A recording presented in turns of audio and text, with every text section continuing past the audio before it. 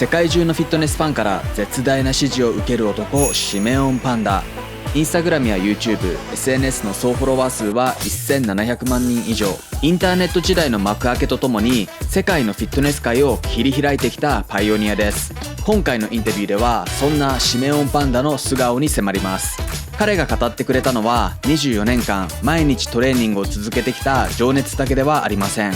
会社員時代に一つのひらめきから副業を始め、ビジネスで成功をつかむまでの軌跡、そしてコンテンツが溢れていてライバルがたくさんいる現代の SNS 時代でも成功するためのマインドセットや若い世代への熱いメッセージもたっぷり聞かせてくれました。フィットネスの枠を超え人生のヒントが詰まった30分。きっと見終わる頃にはあなたもシメオンパンダという男に惚れ込んでいるはずです。それでは本編へ参ります。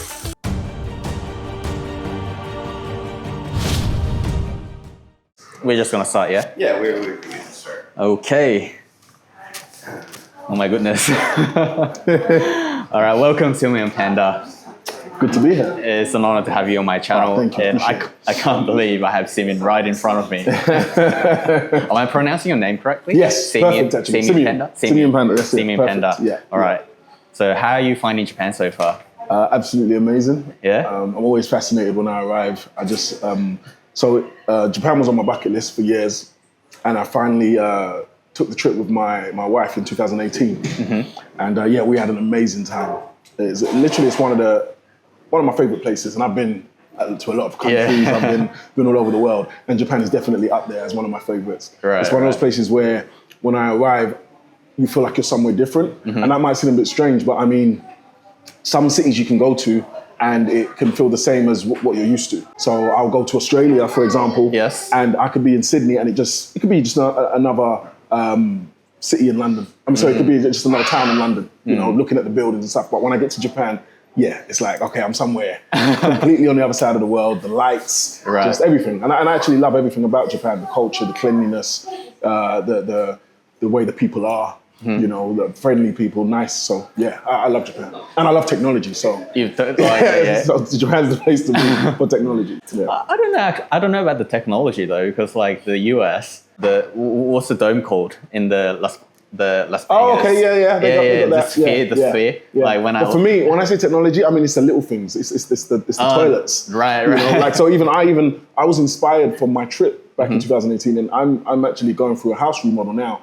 Right. Every toilet that I'm changing is going to be, you know, with the bidet, the electric, the all of it, all of it. And that was inspired from, you know, being in Japan and using them and thinking that this is what we need. Right. You know, so it's a list of little things.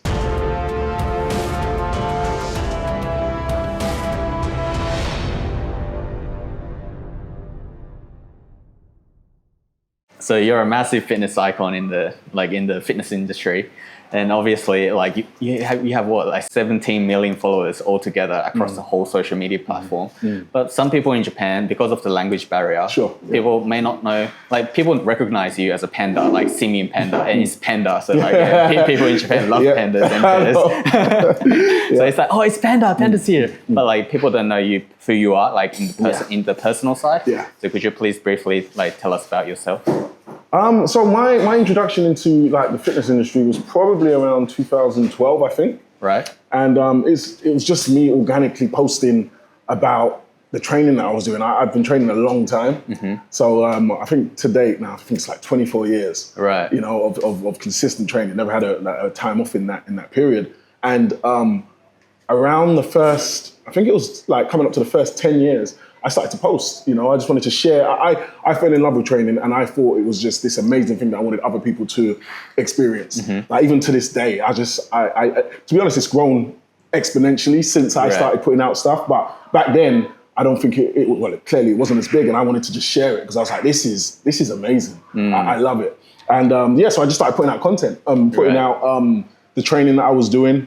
And I just had a great response to that. A really huge organic response to just me working out. Back then, my workouts were like really aggressive and just lots of intensity and passion. Mm-hmm. And I think people related to that, you know, so which was cool. Were you a PT before you started the whole social media stuff? Or like... Yes, I was. So I was a PT for a number of years, and then I left PT, and to pursue like corporate work.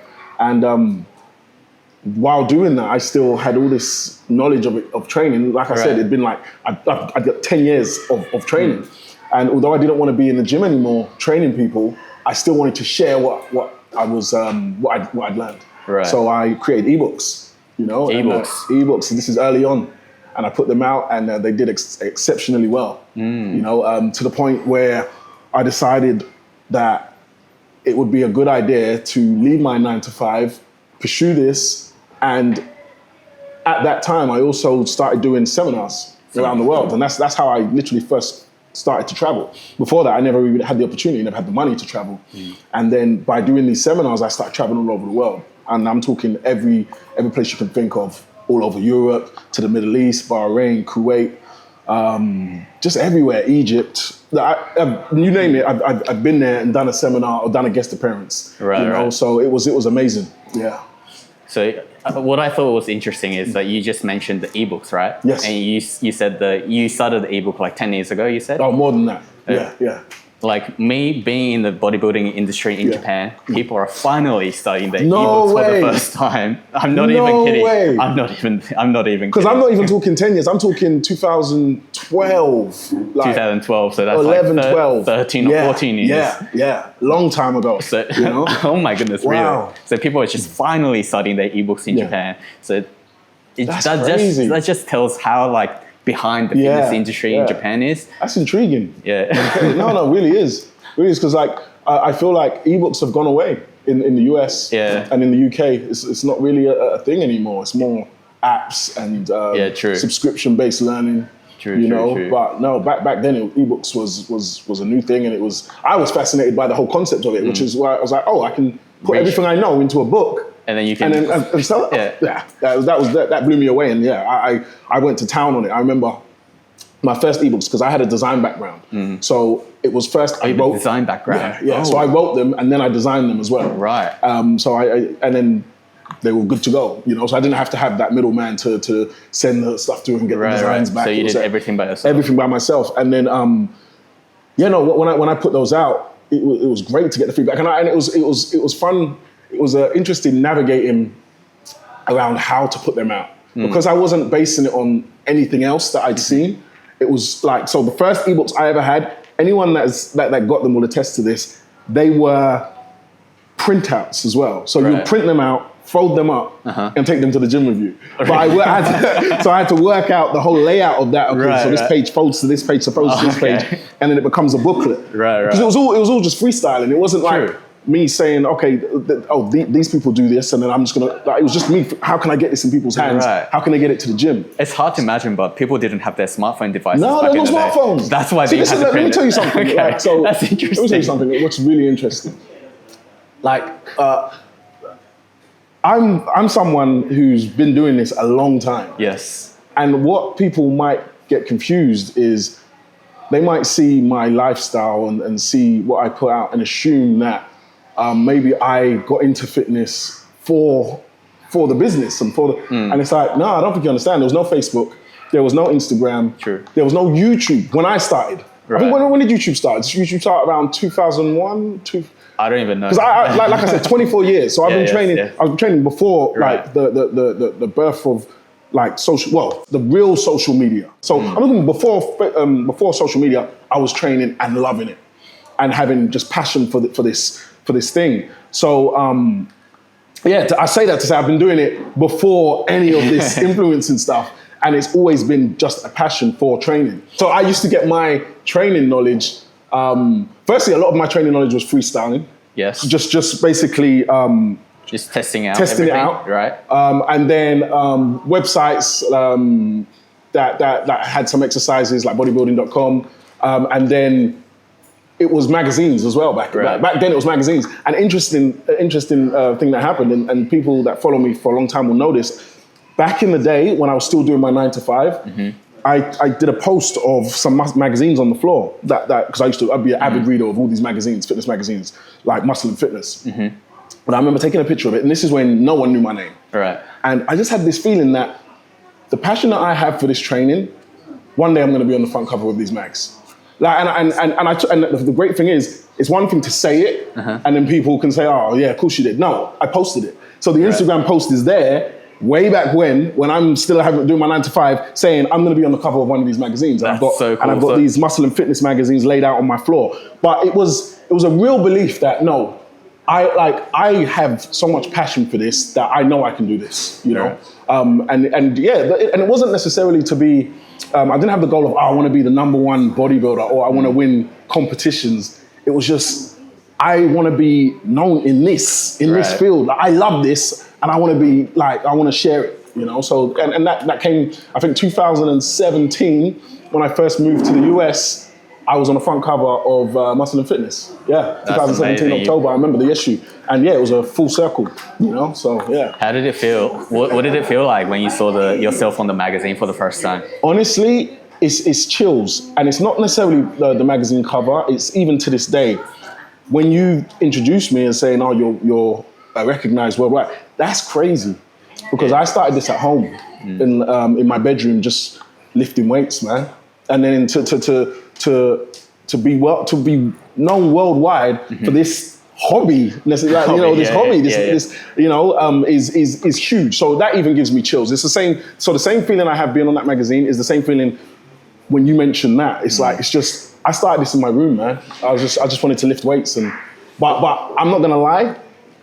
All humility aside, my passion for it. If you didn't get something from that, then yeah, because I was and still am just fully immersed and love fitness. It was actually your big brother's influence that you started training, you said? So one of them. It was like, it was a few things. It was like, so I remember like thinking, because like when I started, I was skinny and ripped. Right. Yeah. So like hadn't touched the weight, lean, 6-pack already, but no muscle. Right. But I thought I did have muscle.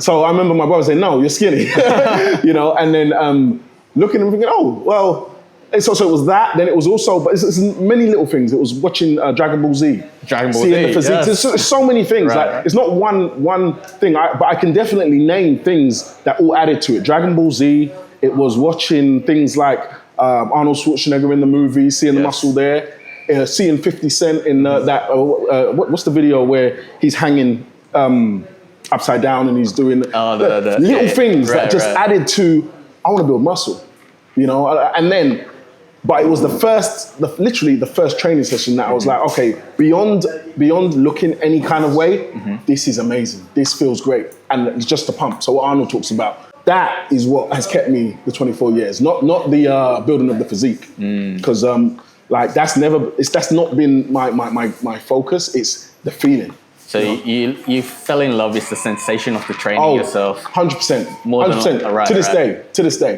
To this day, and that's the advice I always give to people as well. Fall in love with the journey as opposed to the destination, because sometimes you're at the destination, you don't even realize that you've achieved the goal. But it's not about that. It's about the journey. It's about the enjoyment for me, especially with training. It's like that. Each session is fantastic. I look forward to it.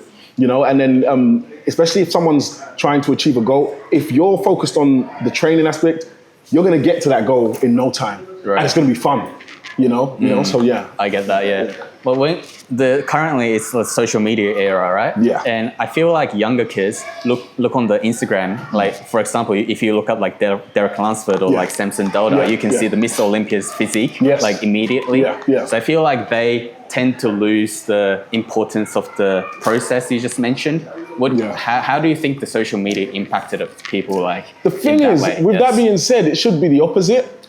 It should be like now seeing what goes into the training, it should be a realization, it's a lot of work. It's a lot of work. Back in the day, we just had the magazines and a short workout, a little description of a workout that says, this is how you do it. So without actually seeing it on YouTube, seeing the full sessions, you might just assume, I do a couple of girls, So, but if you're asking about the youth wanting to achieve what they're seeing, like in terms of the physique side. Yep. So there's two things. For me, I like people to know that it took me a long time to build my physique, but it can be done. 1,000% can be done. And if, like I said, if you're doing it because you enjoy it, it's going to be a breeze. I do advise people not to focus so much on the physique, and I always tell people not to compare too much. Just get in there, and I know it's a cliche, but do the best for you. Like, try and improve yourself, because before you know it, you're gonna like have amazing results. And if you keep comparing to someone else, you're always gonna be disappointed. You know, so just go for your own goals.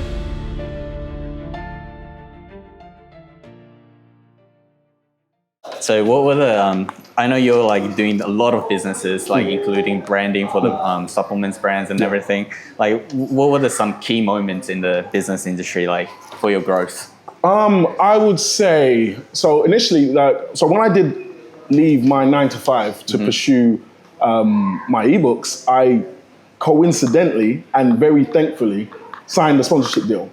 Like literally, but I'd already put it like this. I put my notice in based on I'm going to do the seminars and I'm going to do the ebooks, and then I just got this icing on the cake of a safety blanket of a sponsorship, and that just was. It came at the perfect time. Right. Was that your very first sponsorship? That was my very first, and it came at the perfect time. Over the years, the thing is, so when it comes to supplements, I've not been one of those people that's been left, right, and center jumping brands. I've like the brand that I'm with now. Yes, Subs. Fantastic, absolutely. It encompasses everything that I'm about, and it was perfect. It was the perfect fit for me. I've been with the brand for, I think we're coming up to 6 years. It's natural products, no artificial colors, no artificial sweeteners. I know everything that's going into the product, and I just truly believe in them. I think they're amazing, and it's absolutely great that they're now going to be in Japan. So everyone here can get to experience what I've experienced with just a fantastic brand. I didn't know that. Subs is coming to Japan. Oh, 1,000%. Really? Yeah. Is that expanding worldwide? Right. So yeah, it's coming to Japan, and yeah. Where was Subs originally branded? Was it in it's US. It's a US brand? Yes, US, yeah. You're originally from UK, right? I'm from the UK, London. I've been in the US for 8 years now. 8 years now? Yeah, 8 years. Yeah. I remember seeing one of the interviews made 5 or 6 years ago that you mentioned you moved to LA because you wanted to pursue the actor side.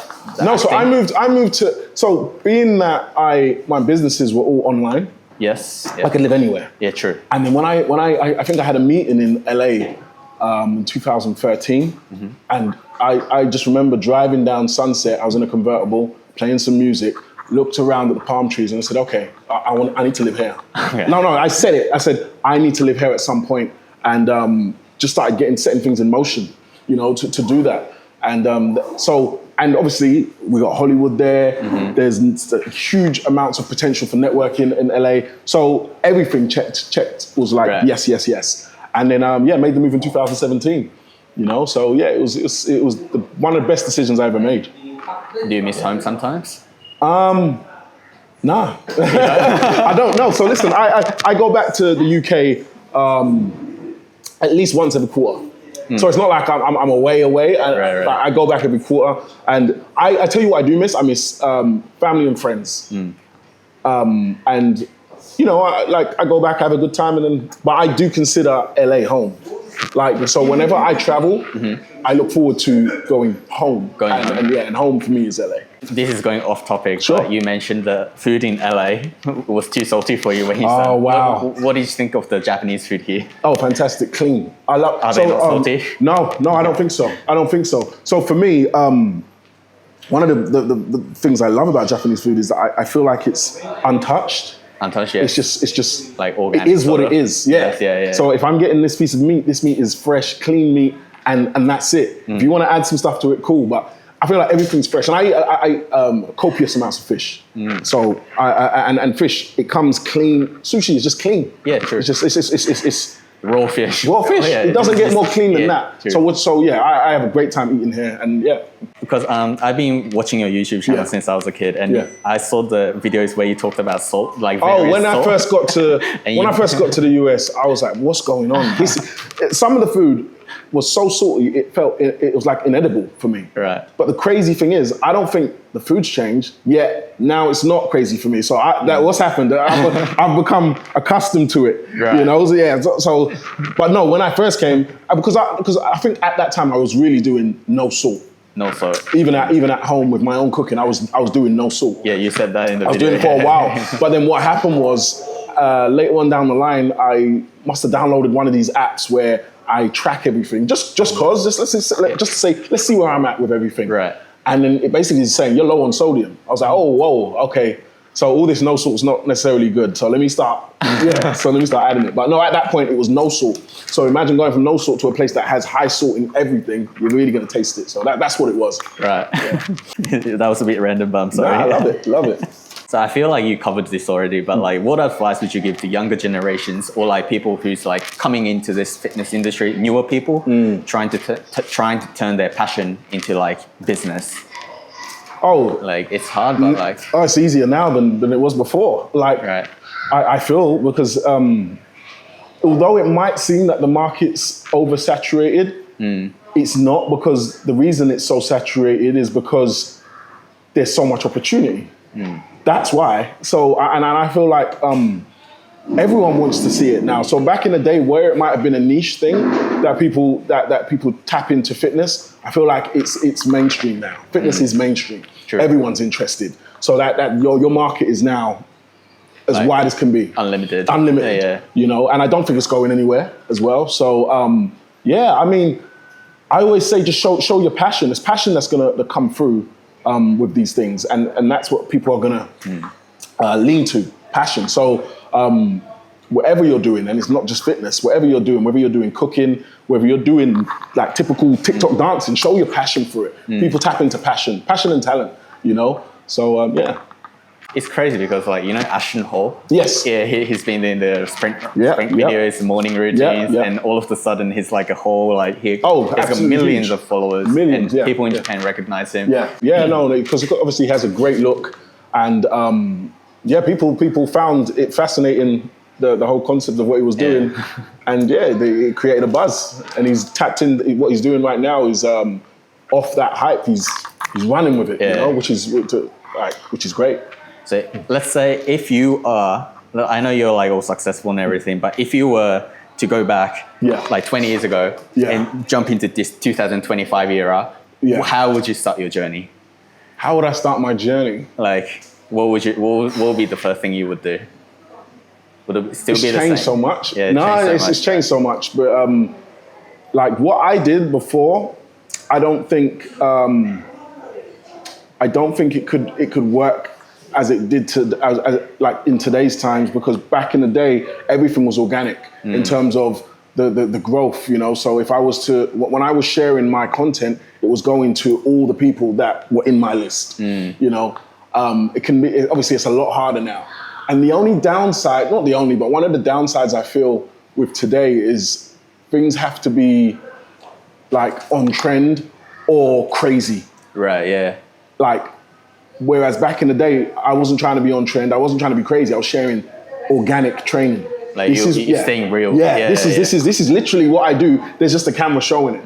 You know, like this, like even I remember certain times I used to do collabs with certain people, and some of them would be surprised that we're actually going to work out. We're not filming. We're training, and the camera's there. Does that make sense? Because some people, they had a different strategy. It would be, we need to get this angle, so we're going to do this, and like that workout, it's not real. So it's not. But when they will train with me, it's like, no, we're going to just like they're going to catch it. Don't worry, but we're going to go for it. We're going to be intense. So things have changed. So if I was to give advice for today, that for someone to actually be successful, they would have to pay attention to the trends, man. Yeah, true. You can't fight the method. Yeah. The method is there. You either adapt or you miss out. So and currently it's the trends. Oh, you could set the trend. Ashton with that that True. thing. He set the trend. It just so happened that people saw that and they're like, wow, I'm intrigued by this. I'm fascinated by this. I'm entertained by this. And he set that trend. So if you can set a trend, be a trendsetter. Fantastic. Otherwise, yeah, you're gonna follow on. Okay.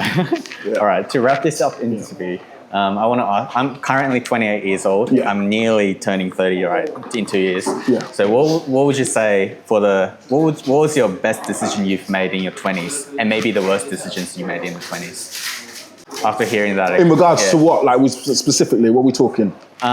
Just anything in your life, like. So maybe it could be just that you moved to LA. That could be one of your best decisions you made in the 20s. Like, I feel like... Okay, I'll tell you. Because this set the whole path for everything. One of the decisions I made in my 20s was with the ebooks. It was I had this idea, and then I started dedicating as much time to get it off the ground. And there was a lot of sacrifice in that. I remember I would work on that. So I had a 9 to 5, remember. So I was working on it before work, during work even. Right. On my lunch break, I'm working on it. After work, I'm working on it. Weekends, ask my friends. We would go to eat, go to a cafe. I've got my laptop, I'm working on it. So they know, they saw it all. I was always working on it. And because I just had this belief that this is something that I need to get off the ground. So for advice, for 20s, if you have an idea, you have to be consistent with it and put the time in. Put the time in. And don't worry about missing out, FOMO, or like, my friends are out this weekend, man. Like, nah, just, you know what you're doing, focus on this and get off to it. For example, you've got a podcast, right? Yes.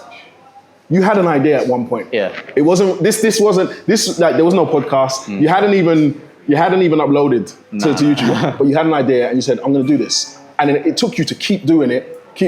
Obviously you didn't post your first video and it went like this. No, I didn't. It's just time. True. But I think it's a consistency and a belief in yourself. And I'm sure you had that.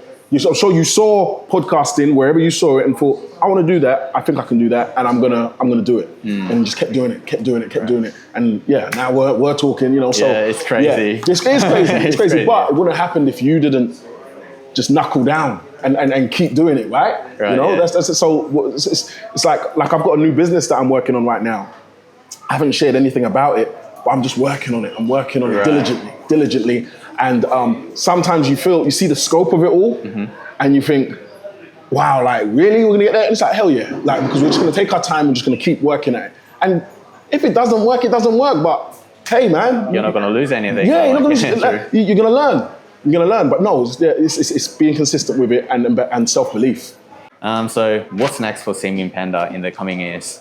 Wow. What's your next? current goals and current goals? I mean, the business I told you that I'm working on. I'm really excited about that. You can't talk much about it. I just want to. Yeah, it's just a new business, but it's given me like so much. How do you come up with these like all new ideas? Oh, because like ebooks. Yeah. Like I feel like it's not you're not looking for them. This one I wasn't looking for. I wasn't sat at home thinking I need a new business. Right. It was something just happened where I was like, okay, I see a gap here. Like and I think I can do something in this market. So sometimes it's not sitting there thinking what business can I do? It comes to you. But like not everyone can come up with like the striking idea.